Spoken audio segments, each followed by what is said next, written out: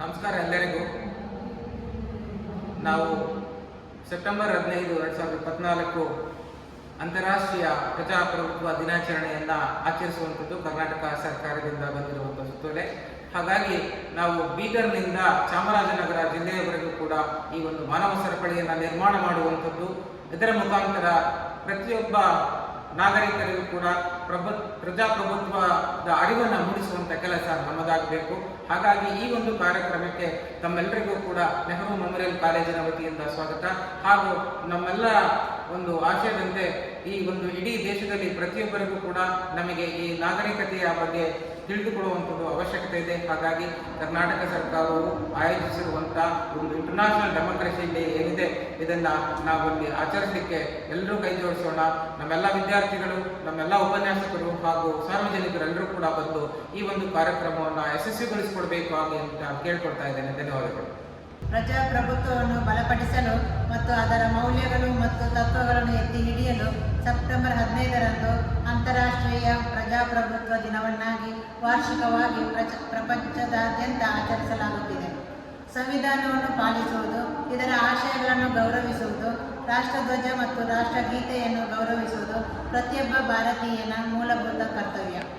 ಮಾನವ ಸರಪಳಿ ನಿರ್ಮಾಣದ ಮೂಲಕ ಪ್ರಜಾಪ್ರಭುತ್ವದ ಮೌಲ್ಯಗಳನ್ನು ಎಲ್ಲೆಡೆ ಪಸರಿಸುವ ಕೆಲಸ ನಮ್ಮಿಂದಾಗಲಿ.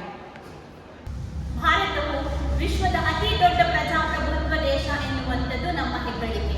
ಮುಂದಿನ ಪೀಳಿಗೆಯು ಪ್ರಜಾಪ್ರಭುತ್ವದ ಮೌಲ್ಯಾನುಸಾರವಾಗಿ ಶಕ್ತವಾಗಬೇಕಾದರೆ ಪ್ರಜಾಪ್ರಭುತ್ವದ ಮೌಲ್ಯಗಳ ಕುರಿತು ಅರಿವನ್ನು ಮೂಡಿಸುವಂಥದ್ದು ಅತಿ ಮುಖ್ಯ.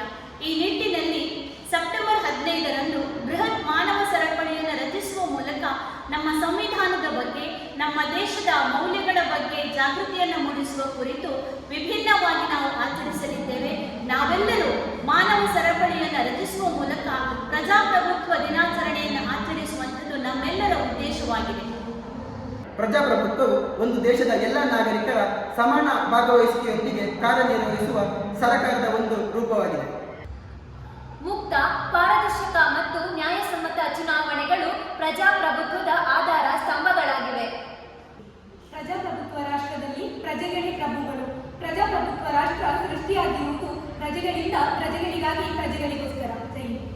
ಹಿಂಸೆಯಿಂದ ಏನನ್ನು ಗಳಿಸಲಾರರು, ಪ್ರೀತಿಯಿಂದ ಎಲ್ಲವನ್ನೂ ಸಾಧಿಸಬಹುದು ಎಂಬುದನ್ನು ನೆನಪಿಸುವುದೇ ಈ ಪ್ರಜಾಪ್ರಭುತ್ವ. ಪ್ರತಿ ಸಾಮಾನ್ಯ ಪ್ರಜೆಯ ಶಕ್ತಿ, ಧೀಮಂತಿಕೆ, ಪ್ರಬುದ್ಧತೆ, ಹಕ್ಕು, ಅಧಿಕಾರ ಏನೆಂದು ಪ್ರಶ್ನಿಸುವ ಸಮಯವೇ ಚುನಾವಣೆ.